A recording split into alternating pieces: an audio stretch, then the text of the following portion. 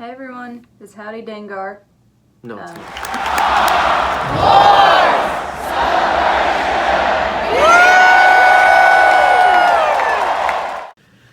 Alright guys, so today was a full day. We had a lot from the moment we got up until now, where we're recapping everything and just looking back on all the awesome stuff. There were so many great things that happened today. Yesterday was kind of a feel it out, see what's going on kind of day. Today we got there and hit the ground running with panels, meetups, shopping, all kinds of great stuff. And so there's a lot to recap and cover. But Megan, just in the beginning, did you have any favorites? That's a good question. Yeah? I think definitely meeting James Earl Taylor That was a lot of fun. was fantastic. Mm-hmm. Yeah, he enjoyed my Plo's Bros shirt. Yes. Yeah, that got a lot of compliments today. Yeah, he did the Plo voice. And it made me happy. Yeah, he's great to meet. He is really great if you ever get the chance. And Megan Rickards, he did say hi back. So there you go. Yes. We delivered the message. Obviously the trailer. Yes. That was big. I cried, but we weren't surprised about it. I got so teary-eyed. I actually got more teary-eyed watching the promotion at the beginning, but we'll talk about that more when we get there. We're going to kind of just journey through the events of the day. You'll see it on the screen when we want to cover up our ugly faces with beautiful Star Wars. So, well, my ugly face. You're beautiful. Yeah, I am. But what do you mean? Yeah, we started off the day getting up early and heading to get good parking for the episode 9 panel.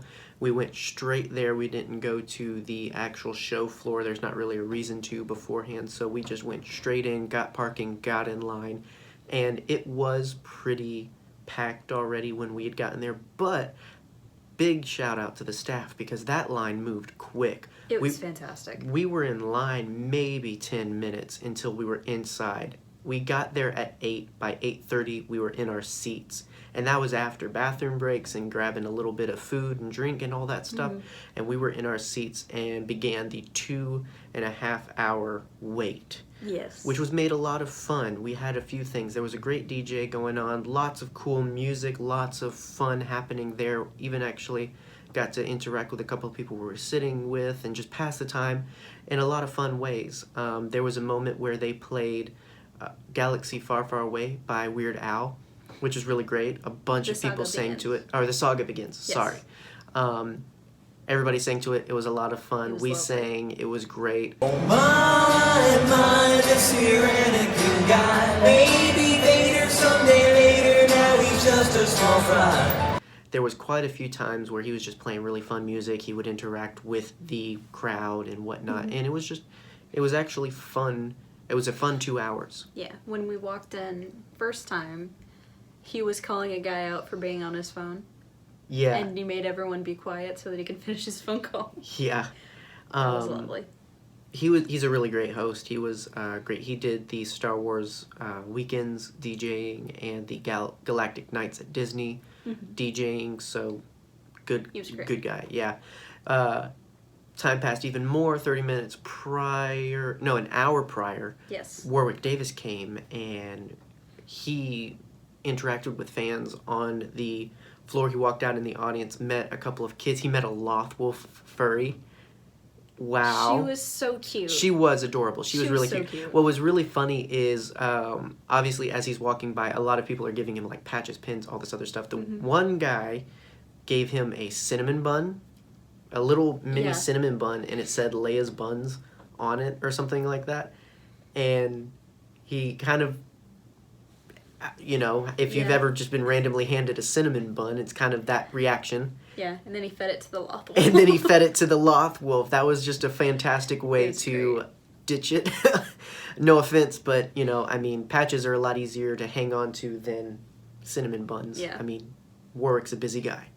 But yeah, he came out, met a couple of kids, just really great to see, and he got a lot of applause and a lot of reaction because a lot of people love Warwick Davis. He's a great host, he's a great guy, and so he kind of covered what he was going to be doing for the week and all that good stuff. Oh, that's fantastic!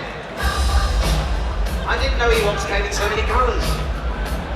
Look at that. There's me in the middle. That's me, the one with the orange hood there. Fabulous. What a fantastic job. That is great. And then the stage host came out, and he did a lot of cool in the audience games. He went and asked trivia questions.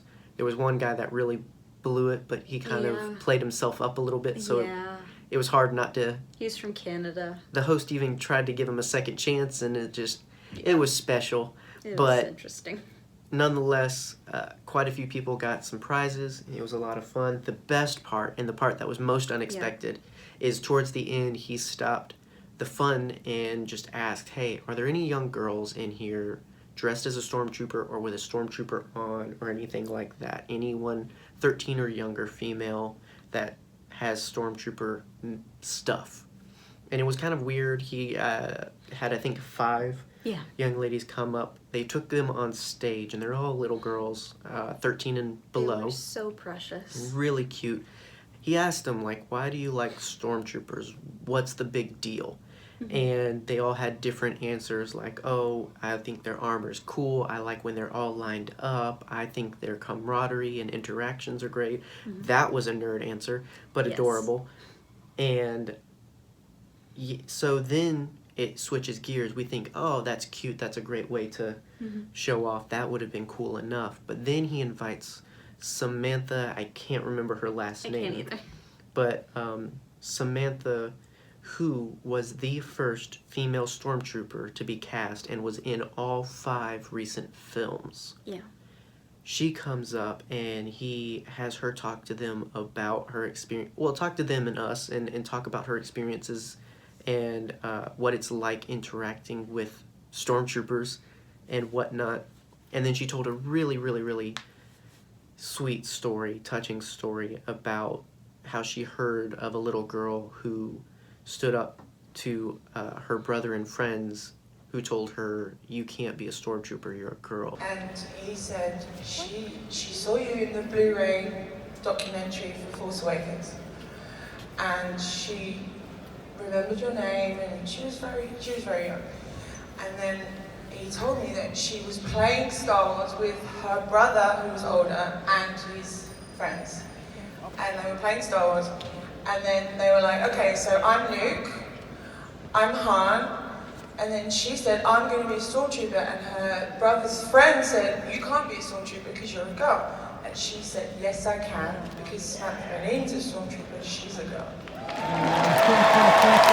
And that's the kind of awesome representation that matters so much. And that's what was so great for those girls up there to be like, I just liked stormtroopers. I never really thought much more of it, but it turns out that's a gateway to learning that I can do anything because Star Wars is for everyone. Yes. And that's fantastic. That was so awesome. And before the panel even started, it was just a lot of emotions tied with that. It was just really sweet. I really enjoyed that. The other thing I forgot to mention is during the trivia, he went around to a couple of adults mostly, but there was one little girl. Oh my gosh. I believe she was dressed as Leia.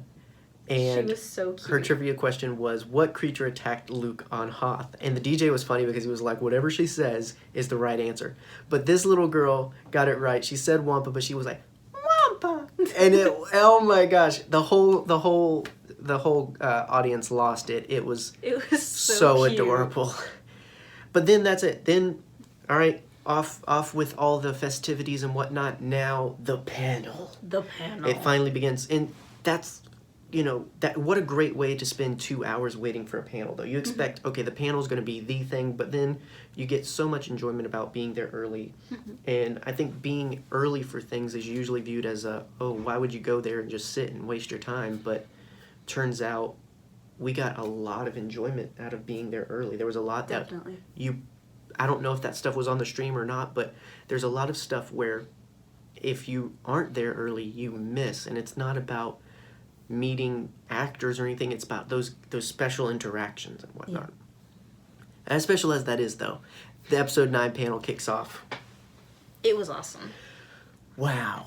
J.J. Abrams was a nerd. Oh yeah, Stephen really Colbert sweet though. hosted. Yes. So they open up with the surprise Stephen Colbert. Who has been a Star Wars fan 3 weeks before everyone else. Yeah, and he comes out so much energy and starts just jumping into this. Of course, he enters with some comedy and lightens things up, and then just kicks it off. JJ, Kathleen come out, and there's a lot of interactions about the behind the scenes of, okay, what was this like? You're tackling a big thing. So much more. And of course, Kathleen and JJ are just bouncing compliments off of each other and just praising each other, which is nice because yes, it's very easy, and we've talked about this with George Lucas, it's very easy to say, oh, praise ye to J.J. Abrams for Star Wars, and it's just like, Star Wars is for everyone, and it's more than just one person as a creator, director, no matter how special and great they are. We really love Rian Johnson, but Star Wars isn't his, and it's not entirely about him and what he's contributed. We're thankful for that. We're thankful for what JJ did, and we're thankful for what Kathleen did, and for all that have taken a part of themselves and put it into a galaxy far, far away. But it's good to remember that, it like the Force, it doesn't belong to any one side or person. And so it was great to see these two big contributors to Star Wars interact and just say, hey, no, thank you for what you did. Oh, no, thank you for what you did. And it's just really nice. Lots of fun interaction. Then he introduces Anthony Daniels. Anthony is the first to come on, and he was actually pretty fun. Yes, I'll admit. He was pretty great. He teased us with a little bit about what his book title, which is coming out tomorrow, should have been titled. And it actually, I don't know if I was just in awe of what was happening. It went over my head. Megan caught it, and like everybody else caught it. And then I caught up, because the title was originally supposed to be Tell him the odds. Exactly. And that's so cute. But I'm just like, what? The thing was that his publisher said no one's going to get that. But the thing is, the Star Wars fans would get that. Oh, yeah. Which, I mean, most of his memoirs, which is what the book is Star Wars. So it would have worked. I love that. I just can't believe it took me so long to catch up to it. But yeah, Anthony was extra, which is part of the reason I've always been very meh. I've never been one to completely shut down or hate on the guy or anything like that. C-3PO is not my favorite character. He funnily acknowledges that C-3PO is not many people's favorite character, though. Yes. And I think it was getting to really experience that side of his personality today that helped me be like, okay, I've been a little hard on 3PO and Anthony because he's actually a lot of fun and whatnot. So I appreciated that. Anything in particular from Anthony you want to add? Or he was like a cute dad. Yeah, he couldn't sit still. No, he couldn't. He would sit down, they'd ask him a question, he'd stand up and walk to answer it, then sit back down, they'd ask him another question, and he'd get up and walk around to answer it. It was actually kind of funny. Yeah, my favorite thing is whenever he did, like, the voice of C-3PO or talked about 3PO, he just, like, immediately went into the... Yeah, it booted up. Little teapot pose. The last thing I'll say is they showed a picture of him in all three eras, from the original prequel and now the sequel trilogy, with his armor. And that was a moment for me where I realized, and they introduced him with an R2 unit, Droid Builder R2 unit came out with him, and it was introduced as C-3PO and R2, and I just kind of, between that and seeing him throughout the generations of Star Wars, it was a moment where I was like, oh wow, this might be the last time he's really 3PO. Who knows what's going to happen next? And it's not maybe the last time he comes to Celebration, obviously, or anything. Yeah. But it might be the last year of 3PO. And I'd never gotten nostalgic or kind of struck by that before. And so that kind of hit me there, which was, it was nice, but it was kind of sobering. Yeah. Being one in all the films, it's just like, wow. Yeah. Well, then Billy D comes out. Wow. Smoother than peanut butter. Wow. On a hot summer day. He was fantastic. He jumped immediately into praising JJ and talking about everyone else. He deflected all of it. Because some of the questions from Steven were like, you know, what was it like with him coming on stage, or coming on set? Like, you know, what was it like for this legend to come in and all this other stuff? And Billy was just like, no, the legends are everybody else. The legends are JJ. Like, He's so humble. Wow. And But also at the same time, just so smooth. and very funny. He's still got a cut of wit to him, which Yeah. was really nice. He made a lot of jokes. Yeah. He's still bitter that people are bitter that he betrayed Han, and The dude- he made a case for yeah. himself. The dude had a city to run. I get it. I get it. He had a lot going on. I get it. Plus, he stole his ship, so. Exactly. But we got to look at Lando. Yeah. In a very reminiscent outfit of Yeah. Donald Glover's from Solo. Yeah.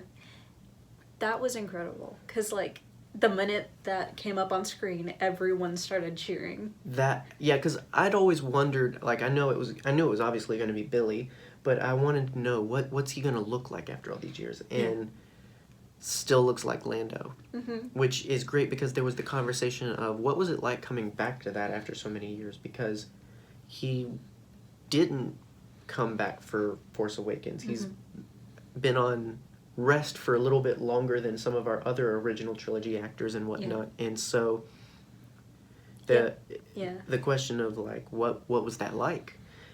Yeah. And the perfect answer. He never left me. Exactly. And I mean, I had a fun response to that as well. I was kind of just like, he is Lando. Yeah. He's one of those guys. But yeah, like no one's ever not a part of Star. You don't retire from Star Wars. You don't leave just because your character's been hung up or killed. Accurate. Star Wars doesn't stop just because you're not in every movie or in every form of media or anything like that. It's always on. You're always a part of Star Wars. And here with that, clearly, he's still got the touch. Yeah. I've never kind of seen that kind of interaction from Billy, and so that was probably one of my favorite parts from the actor's piece. There's a couple more we'll talk about, but Billy really, wow, he was fantastic. And so then they just skipped the whole the whole new main cast comes out. Daisy, John, Oscar, Eunice, Kelly, and Naomi Ackie. We'll talk about Naomi specifically. There was just some fun interactions with Daisy, John, Oscar. Lots of fun questions. Yes. Junius was really cool because he got to show off pictures of him as Chewie with his son on set, his new son. And oh yeah, that was so fantastic and sweet, and he was just a lot of fun. He gave a lot of credit to Peter Mayhew, which was special, and that's I appreciate that he's been very quick to remind people, like, again, going back to like with Billy, Star Wars doesn't stop because, quote unquote, you've been replaced. Peter has a huge part in helping Junius be able to do his part. And ultimately, there would be no Chewie without Peter. And so Junius was really quick to say, hey, before you talk about me, let's talk about Peter. He's fantastic. Yeah. And so Junius is just as sweet as Chewie. He's so precious. With his little baby son. It's so cute. And then Kelly Marie Tran. When the full ensemble came out, we actually jumped to our feet and we're like, oh my God, Kelly! Because we've been wanting her to come. We wanted to meet her. We wanted to take picture with her and whatnot. That didn't happen, but that started to worry us because is she going to come for the panel if that happens? And we really wanted that positive experience for her, and she came. And when I say positive experience, there was a solid minute, a full 60 seconds of just straight cheering. And if you watched the live stream, you probably saw and heard all of that.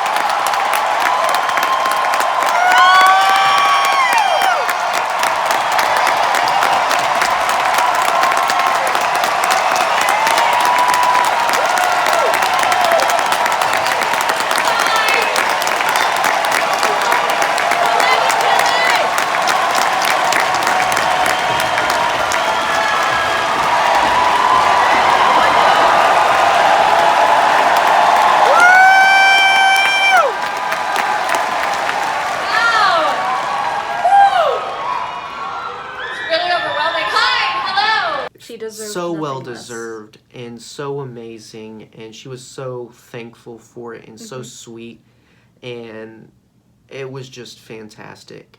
It was so great to see her there and to see her feel the love. That was so important from us and clearly so many others. Yeah. And she was a lot of fun on there. And the camaraderie between all of them. Yeah, there was a lot of, like... Every so often, Oscar Isaacs would just put his arm around John and just be like, hey. Yeah.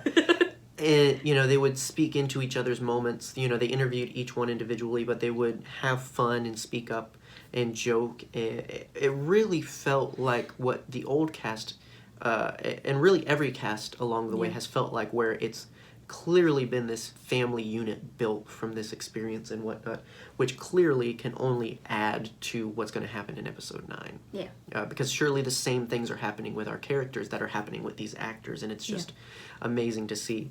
But the new face, Naomi Ackie. She's gorgeous. Wasn't expecting her to show up. Had obviously known she was cast and did not know much about her character, although here we learn that her character's name is Jaina No Name. She was asked, is that a cape I see? You wouldn't happen to be related to Lando Calrissian.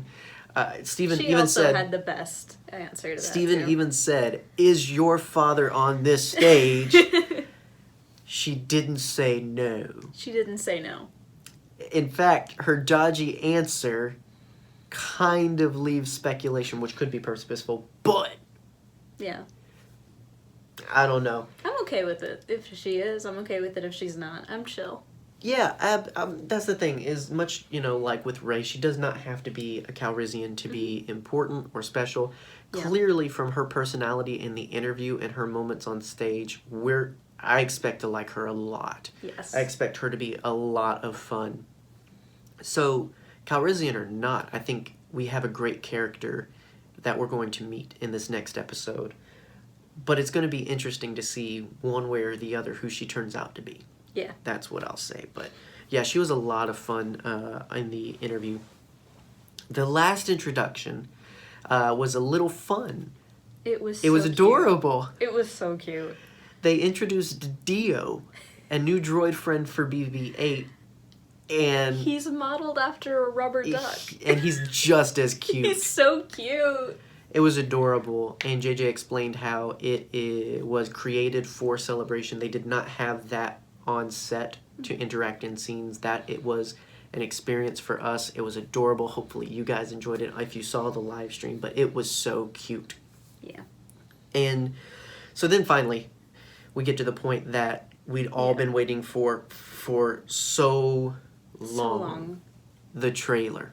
It was incredible. We posted our reaction. We'll show it again here. And just wow. Yeah. We mentioned on the podcast that one thing we really, really wanted was to be in that room when that trailer started.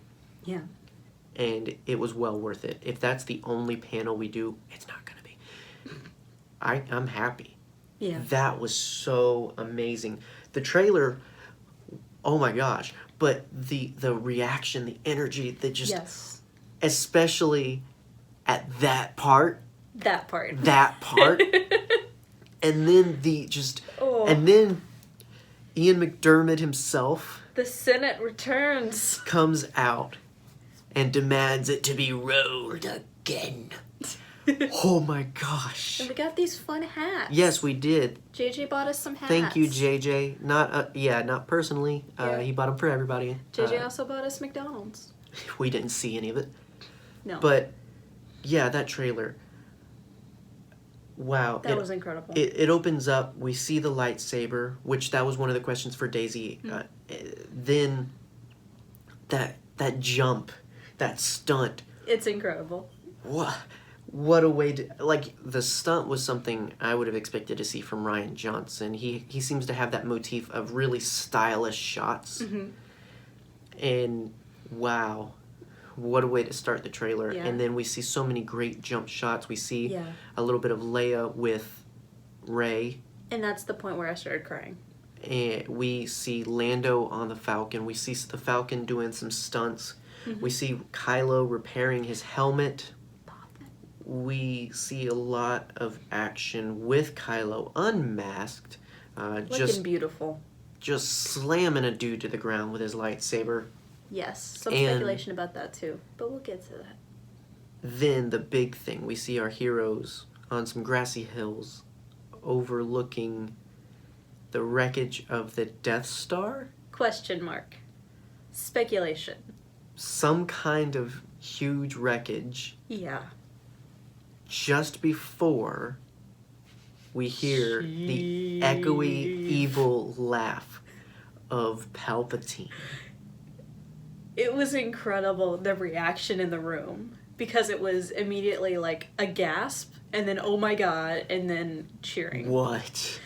That was And incredible. there was great parallels between episode 1, where it said, you know, every saga has a beginning for episode 1, every legend has a beginning, and this is the beginning of the end, and just such great ominous preparations for what's coming. Yeah. And the trailer, as we would expect for the first one, told us nothing Absolutely nothing. and just made more questions. Yeah. So, again, we might sit down and talk more about the trailer separately. We don't know, but oh my gosh, that was fantastic. I am so glad we did that. Rise so, of the Skywalker. Yeah, and that title. That was completely Wow. unexpected. Yeah, so we go straight from that excitement back to the show stage, and we got to meet James Arnold Taylor. Yes. That was really fantastic. He was fantastic. Is a hero of mine, and we got, again, much like with Daniel Logan, he was really, really gracious and nice enough to linger with us. You know, I think it was the shirt. I think it was the shirt. Probably. He was like, "Oh, this is a true believer," and I got to say, "Hey, Obi-Wan's fantastic, but Ratchet is better." Hot take. No, I shared. You know, I love the games Ratchet and Clank. He plays the character Ratchet in that, and that is a huge nostalgic field for me as something of my childhood, great memories, and so to meet that guy. I look so highly on James Arnold Taylor. Such a positive influence. Star Wars or not, he's just a great guy. Yeah, and today I realized how few Star Wars fans know that Ashley Eckstein was in That's So Raven. I had no idea. Like, I had to pull up pictures to prove it to you and the young lady that we were standing with. Yeah. That was Like, crazy. She was one of the mean girls. She was in one That's of the So mean Raven. girls. She was great. So then we decided we have some time, so we're definitely going to the Vader Immortal. It was a little questionable. We weren't sure timing-wise if it worked out, and it worked out. We went to a Vader Immortal.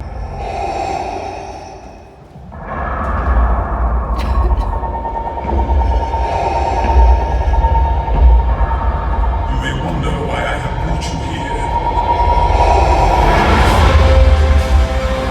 I'll say I was a little bummed. The energy was kind of low in the panel. Yeah. I don't know if it was just us that felt that way, but we are still excited for this absolutely. game, and getting the details that we got and the information we got makes us more excited. And it's just a little bit of a bum out to find that the panel itself and the energy in the room just wasn't deserving of this great game that we're going to be getting. Yeah. There were a lot of people walking out. Yeah. Like, right after the trailer. Yeah, the difficult thing, it started with a trailer. And this is not the bit where we just see Vader come up and speak with us. This is much more than that. It shows off full glimpses of what we're going to get in episode 1. There seems to be, I believe, 3 episodes that's going to come with this. And they talked all about episode 1 with a couple of informations regarding the next episodes. So some of the fun stuff is that we are going to be playing a smuggler. They did not identify the gender. Maybe it'll be identifiable by the the player. But we're going to be playing a smuggler who crashes on Mustafar or is lured to Mustafar. It's not quite clear. And you're with your droid companion, whose name is Zoe, Yes. played by Maya Rudolph. Rudolph. Wow. Who'da thunk it? She's hilarious. We love her from a lot of different things. Yes. And so her presence in this gives a lot of levity and excitement because it's like, oh man, who wouldn't want that kind of droid as a friend if it's truly Maya and her personality coming through. So that's really awesome. The other voice that was, we discussed a couple of others. We spotted that the Imperial officer that serves, I guess, at Vader's castle. I guess so. Is played by Steve Bloom. I called that instantly just because. Yes, you do, because you're a fanboy. Yeah, oh gosh, I love Steve. And he's very identifiable with his voice. So, especially his bad guy voices. So, we talked about a couple of that, but the big one was actually that they said who Vader is being voiced by, which was a surprise to me. But it's Scott Lawrence, who many are becoming acclimated with thanks to Star Wars Resistance, but he's been a part of Star Wars before as Darth Vader's voice. He actually talked about this on the Star Wars show, and if you've played any of the older Star Wars games, then you know he was the voice for many of those back in the day. I was surprised, because it sounded so Vader. I thought it was going to be the guy from Chad Vader that did it for The Force Unleashed, which I'm kind of sad it's not, because I just love being like, hey, a YouTuber who sounds like Vader got to do it for a full production video game. I love it when parodies become reality. Like, oh my gosh, that's fantastic. But Scott, great dude, real fun dude, and so obviously excited to have him back as Vader. We got a couple of lines, but they're not showing off a lot of Vader. We found out that it will have connections to Secrets of the Empire. This was a surprise. We love that. I love that VR. You tolerated it. You like the story. Yeah, I like the story. I enjoyed most of it. But, like, I have inner ear problems, so I don't do well with, like, my sense of balance being messed with and my sense of reality. It's trippy. Yeah. But we really enjoy that, and if you don't know, it ends on a cliffhanger of some artifact being found by the Rebel Alliance. Which I originally thought was the Darksaber. No, well, little bright to be the Darksaber. Yes. Whatever it is, it's going to come back in some way related to Vader Immortal, which is interesting because clearly the Secrets of the Empire ended on a cliffhanger. We expected something else. We did not expect it to be this. So that's awesome. That's a really great connection there.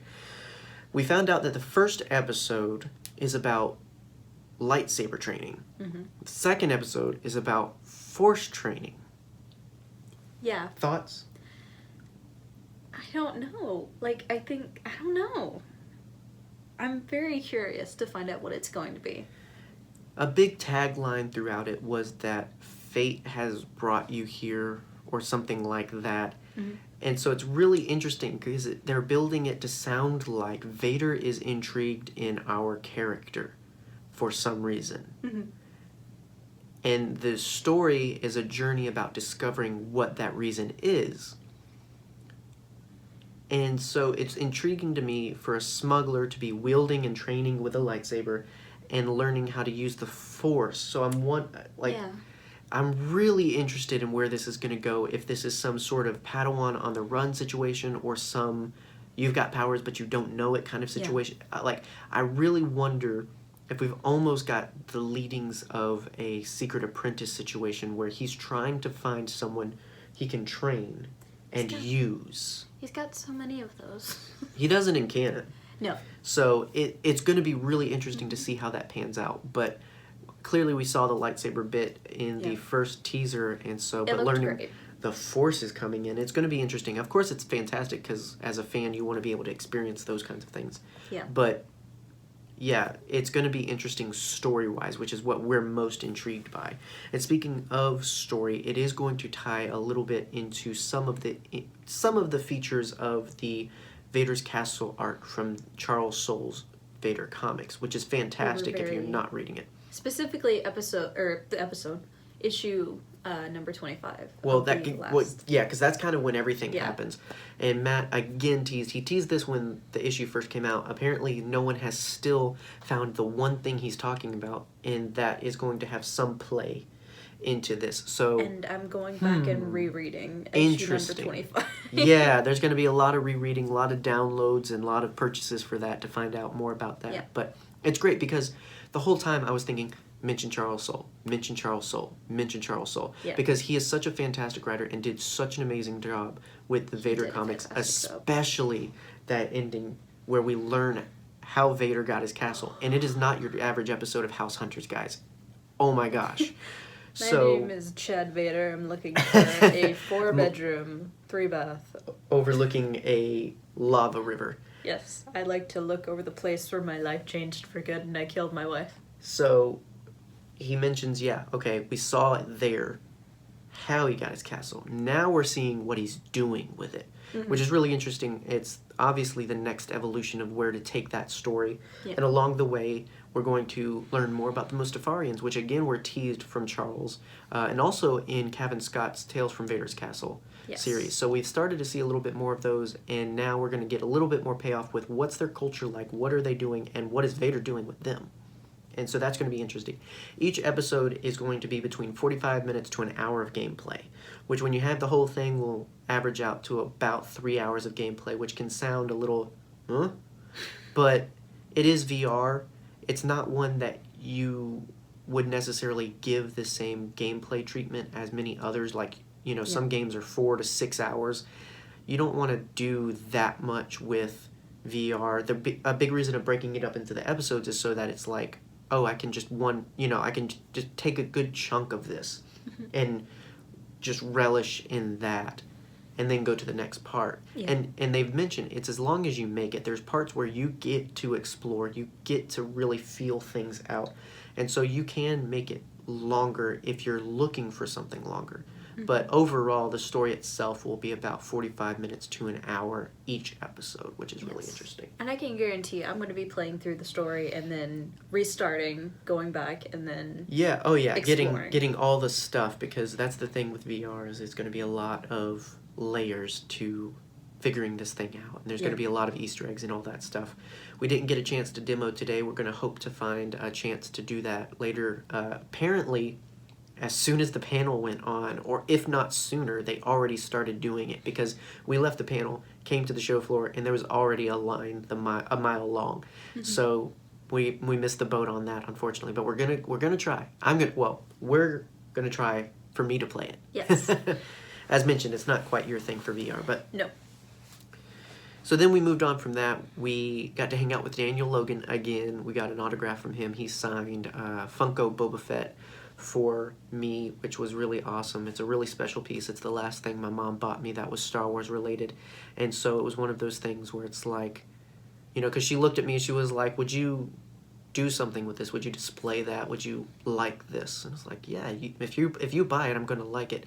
And so to have a way to make it a little bit more special, it was really nice. Yeah. It was really cool. And again, Daniel, such a great guy. He was So late. fantastic. I mean, we waited about 40 minutes, which was okay. We Yeah. had a lot of fun interactions along the way. Yeah, we met people in line that we hadn't met before, and then we met someone who we've been interacting with on Twitter as well. Yeah. So it was really well worth time, and then he was really great, apologetic, really fun about it. Oh yeah. And spent plenty of time with each and every person signing their thing and just really giving the interactions, and so that was really nice. After that, we really didn't have a whole lot, so we decided to move to a little bit of shopping. We picked up some of our art and all that great stuff. Along the way, something really, really, really awesome happened. So next door to Daniel Logan's signing booth was Lauren Peterson's signing booth, and I geeked out as soon as I saw that, and I went through the process of explaining who he was, what he did, and how much of a part he's been in all of Star Wars. And we made a mention of when he left, he didn't take the back route, he went out the main way, so it's kind of very visible. And about 20 minutes later, we'd gotten our stuff signed, we were on the floor, and we were about to head in to pick up our art, and Megan spotted him across the way. Yeah. And mentioned it to me, and was just like, Go. just try. And so I went up, and I was like, Mr. Peterson. You were so shy. It I was, precious. because number one, he's a much older gentleman, and number two, he's just, wow. The things he's touched, built, and done with Star Wars is mind-boggling. And instantly he was a hoot.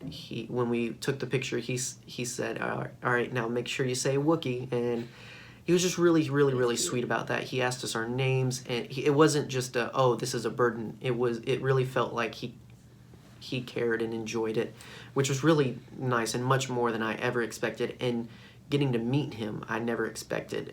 He just got done meeting about 60 other people, and so I expected to be swatted away. And he was so gracious to allow a picture, and I just could not believe it. That was awesome. Yeah. He was incredible. So from there, we went on. We picked up our art. We had a piece, No One's Ever Really Gone. We had a commemorative Phantom Menace piece. We had a piece called The Cantina, which shows off a bit of a silhouette of all the characters and creatures in the cantina. Which is huge and beautiful. Then there was a spontaneous by someone that we've seen art from all over the internet. Had a booth there, and we weren't expecting that. And he had a piece of art that we've seen before, again, the Pack Hunt. And it features Commander Wolf, Sinker, Boost, and the dude's whole motif is built on the wolf pack. He loves the wolf pack. Down to the packaging that he wrapped the picture in. He was actually, he was even wearing a shirt that he designed, which is Wolf's helmet made out of the wolf symbols on Wolf's helmet. Yeah. Which was awesome. He loved, again, your shirt, which was really cool. Yeah. And so he was really, really nice. This picture was supposed to be a surprise. But I walked up to you. Well, no, it still was. Yeah. I didn't tell you what it was until we picked it up. So, yeah. But so we got lots of cool art there. We also got some shopping done. We picked up a 000 model from Bandai. Bandai makes model kits and all kinds of cool stuff, which I've normally built ships for. But we walked up and you noticed they have an exclusive 000 model. It looks so great. And so we love models, and so that's a great future project for us because we love 000. Mm-hmm. And we also picked up, we got a IG-88 statuette from Kotobukiya, and we saw all kinds of so many beautiful fantastic figurines. Yeah. We also saw a giant metal IG-88 while we were walking the floor. Yeah, we stopped by, and we got a picture of you with one of the helmets from that booth. It was the Ahsoka Clone Trooper helmet. I tried to buy it, but he wouldn't let me. Well, they weren't for sale. They more show off his work. Yeah. But yeah, they had a life-size IG-88, which was so great. Amazing. And so saw that, the Clone Trooper helmet. Along the way, though, we picked up a lot of great swag. Yeah. We got a pin yesterday from Justin. Thank you for that. It's really great. It's got Leia, and it says, "I don't need rescuing." Yeah. Which is just great. I appreciate all of that independent Leia art I've been seeing around Celebration. Oh, yeah. And to have a cool little button of that. Yeah. I even got a shirt yesterday that said "Self-Rescuing Princess." Yep. We also got some pins from Talking Bay 94. We caught up with them, which was really awesome and nice to meet you. We got an Ewok bookmark from the Pride Squadron, and it is adorable as heck. It is so cute. It's rainbow bears. I love rainbows, and I love So it's kind Ewoks. of a mix between Care Bears and Ewoks a little bit more. Mm-hmm. It's so cute. And you got a Hondo pin from a Hondo cosplayer. She was great. Yeah, it's one of those things, like, I walked up to someone and said, "I love your outfit. Can I please take a picture with you?" And they were like, "Yes. Have a pin." Yeah, it was really fantastic. I love those moments. Yeah. And then because of your Donald Duck phone case, you got a Donald Duck Star Wars pin, which was really great. My boy. So that was yet another moment. Yeah. We also got a couple of pins from Blue Jay Guys. Johanna Marie, I believe is how you say your name. If not, correct us, please. Sorry. But yeah, she was in the wrong line. I can't remember. Oh, they were going to meet Taylor Gray, and they got in the line for Daniel Logan. And I saw her sweater, which is a knit sweater based on Poe's jacket from The Force Awakens. And I was like, oh my gosh, what a great sweater. And then my eyes went up, and I was like, oh my gosh, I follow you on Twitter. And it was like, it was just a really sweet moment, really nice. And it was just an accident. If she hadn't have gotten in the wrong lane, we never would have probably caught up. So that was a really nice moment, and she gave us a couple of cute pins. And so, yeah, we love pins, we love buttons, and so the more the merrier. We also saw a great cardboard Bosk. Yeah, we didn't get a picture, It was but fantastic. it's literally just pieces of cardboard decorated as Bosk on a man's body. Yes. And it was just lovely. Yeah, it was really funny. But other cosplays mentioned. Yes. So some of yours. Yeah. While we were leaving the convention, I actually saw a Rex. A really nice Rex. A really great Rex. It had the great distressing on the armor and everything. And I saw him from across the way. He had his helmet off, and I was like, Rex. My son. My boy. And he was really nice. He liked my shirt again. Yeah, and I got a picture with him. Again, on our way out, I saw an Ayla Secura cosplayer, the only one I saw that day. Yeah. And she was fantastic. Got a picture with her as well. We also saw, while waiting in line, just the best Grievous cosplayer. Not technically fantastic, but the most fun. Yes. It was very clearly a Grievous, but the guy dressed up was just really fun. He was he did the voice and everything, and we did the funny hello there, obviously. Of course. And so it was a lot of fun. That was just a fun one. Yeah, he was sweet. One of the weirder ones we found. Yeah, you spotted, and I was like, oh, you need a picture with him. A Deadpool trooper. Deadpool trooper with an Infinity Gauntlet. And Mickey Mouse ears. And so I asked for the picture because she was like, oh no, he looks busy, it's fine. I was like, no, it's not. And so I went up, I was like, hey, we need a picture. And he struck a fighting pose and was like, yeah. And then I was like, I turned, and there was Megan just like, and then he was like, oh, okay. And then like he put his arm around you and got a little bit more like cute. Yeah. I appreciated it. He was really sweet. It was the funniest thing where he was like, oh no, not aggressive. It's a female. But it was really sweet. He was really nice about it and everything. He had the articulated Infinity Gauntlet too. So that was really cool. I freaking love that. Yeah. My dream. We also saw a She-Revan. Yeah, Jedi Revan. Yeah. Okay, gotcha. Yep. So she was really well done, which was fantastic because Jedi Revan just came to Galaxy of Heroes, which was really cool. So there was a lot of Revan stuff, which was really awesome. We also met, like, the first cosplay that we saw when we came onto the exhibit floor was a Ahsoka and Obi-Wan.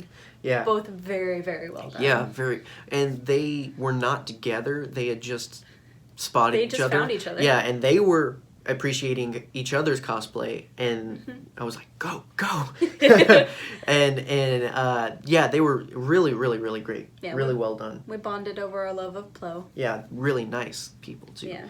So, some of my favorites, we got to meet a lot of cosplayers, which was fantastic. Yeah. I met a Boba. Of course. We met Boba in line waiting to meet Boba. We were waiting to meet Daniel Logan, and he was there too, and I was like, huh?